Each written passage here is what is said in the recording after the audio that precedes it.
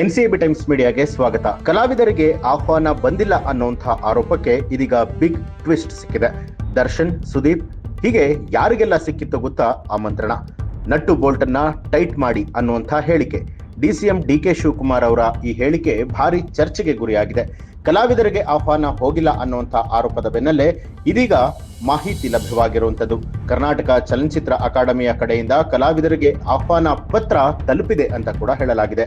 ದರ್ಶನ್, ಸುದೀಪ್, ಧ್ರುವ ಸರ್ಜಾ, ದುನಿಯಾ ವಿಜಯ್ ಸೇರಿದಂತೆ ಎಲ್ಲಾ ಕಲಾವಿದರಿಗೆ ಆಹ್ವಾನ ಪತ್ರಿಕೆ ತಲುಪಿದೆ ಅಂತಲೂ ಕೂಡ ಹೇಳಲಾಗಿದೆ. ಅಕಾಡೆಮಿಯ ಪ್ರೋಟೋಕಾಲ್ ಪ್ರಕಾರ ಕಲಾವಿದರಿಗೆ ಆಹ್ವಾನ ಹೋಗಿದ್ದು, ಕೆಲವರಿಗೆ ಅಧ್ಯಕ್ಷ ಸಾಧು ಕೋಕಿಲ ಅವರೇ ಆಹ್ವಾನವನ್ನ ಕೊಟ್ಟಿದ್ರು ಅಂತ ಹೇಳಲಾಗಿದೆ. ಮತ್ತೆ ಕೆಲವರಿಗೆ ಫಿಲಂ ಫೆಸ್ಟಿವಲ್, PRO ಹಾಗೂ ಅಂಚೆಯ ಮೂಲಕ ಆಹ್ವಾನವನ್ನ ಕೊಡಲಾಗಿತ್ತು ಅನ್ನೋದು ಕೂಡ ಬಹಿರಂಗ ಆಗಿದೆ. ಈ ನಿಟ್ಟಿನಲ್ಲಿ ಕನ್ನಡ ಚಿತ್ರರಂಗದ ಬಹುತೇಕ ಎಲ್ಲ ನಟನಟಿಯರಿಗೂ ಕೂಡ ಆಹ್ವಾನವನ್ನ ಕೊಡಲಾಗಿತ್ತು ಅಂತ ಹೇಳಲಾಗಿದೆ. ಇನ್ನು ಈ ಬಗ್ಗೆ ನಟಿ ರಮ್ಯಾ ಅವರು ಸಮರ್ಥನೆ ಮಾಡಿಕೊಂಡಿದ್ದಾರೆ.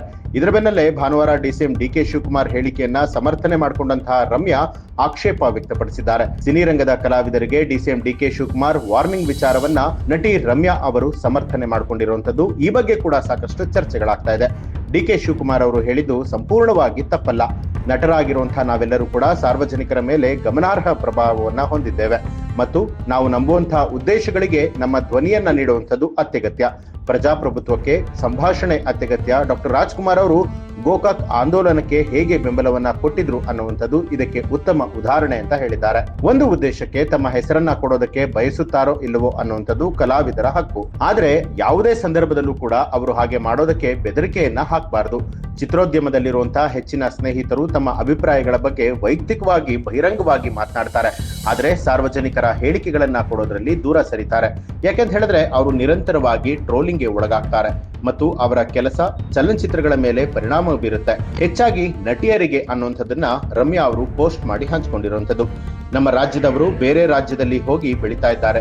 ಯಾರು ಎಲ್ಲಿ ಬೇಕಾದರೂ ಸಿನಿಮಾ ಮಾಡಬಹುದು. ನೀವೆಲ್ಲ ಬಣ್ಣ ಹಾಕೊಂಡು ನಾಟಕ ಮಾಡ್ತೀರಾ, ಆದ್ರೆ ನಾವೆಲ್ಲ ಬಣ್ಣ ಹಾಕೊಂಡು ಸಿನಿಮಾ ಮಾಡಿದವರಲ್ಲ ಅನ್ನುವಂತ ಹೇಳಿಕೆ ಕೂಡ ಕೊಟ್ಟಿರುವಂತದ್ದು. ನನಗೆ ಸಿನಿಮಾದವರ ಮೇಲೆ ಸಿಟ್ಟು. ಮೇಕೆದಾಟುವಿನ ಕಾಲ್ನಡಿಗೆಗೆ ಹೋದಾಗ ಯಾರು ಕೂಡ ಬರಲಿಲ್ಲ. ವಿಜಿ ಹಾಗೂ ಸಾಧು ಕೋಕಿಲ ಇಬ್ಬರು ಬಂದಿದ್ದಾರೆ ಅಷ್ಟೇ. ಅದು ಬಿಟ್ರೆ ಬೇರೆ ಯಾರು ಕೂಡ ಬರಲಿಲ್ಲ. ಹೀಗಾಗಿ ಸಾಧು ಕೋಕಿಲ ಅವರನ್ನ ಗುರುತಿಸಿ ಇವತ್ತು ಅಧ್ಯಕ್ಷರನ್ನಾಗಿ ಮಾಡಿದ್ದೇವೆ. ಇದನ್ನ ಗಮನದಲ್ಲಿ ಇಟ್ಕೊಳ್ಳಿ. ನಾವೆಲ್ಲರೂ ಕೂಡ ನೋಡ್ತಾ ಇರ್ತೀವಿ, ನೋಡ್ತಿಲ್ಲ ಅಂತ ಅಂದ್ಕೊಳ್ಬೇಡಿ ಅಂತ ಹೇಳಿ ನೇರವಾಗಿ ಸಿನಿಮಾ ಕಲಾವಿದರ ವಿರುದ್ಧವೇ ಡಿಸಿಎಂ ಡಿಕೆ ಶಿವಕುಮಾರ್ ಅವರು ಆಕ್ರೋಶವನ್ನ ಹೊರಹಾಕಿದ್ರು. ಈ ಒಂದು ವಿಚಾರಕ್ಕೆ ಸಂಬಂಧಪಟ್ಟ ಹಾಗೆ ತಮ್ಗೆ ಏನನ್ನಿಸ್ತು ಅನ್ನೋದನ್ನ ಕಮೆಂಟ್ ಮಾಡಿ ತಿಳಿಸಿ. ಹಾಗೆ ಯಾರೆಲ್ಲ ಇನ್ನೂ ಕೂಡ ಎನ್ಸಿಬಿ ಟೈಮ್ಸ್ ಮೀಡಿಯಾ ಚಾನೆಲ್ ನ ಸಬ್ಸ್ಕ್ರೈಬ್ ಮಾಡಿಲ್ಲ, ತಪ್ಪದೆ ಸಬ್ಸ್ಕ್ರೈಬ್ ಮಾಡಿ, ಬೆಲ್ ಐಕಾನ್ ಒತ್ತಿ.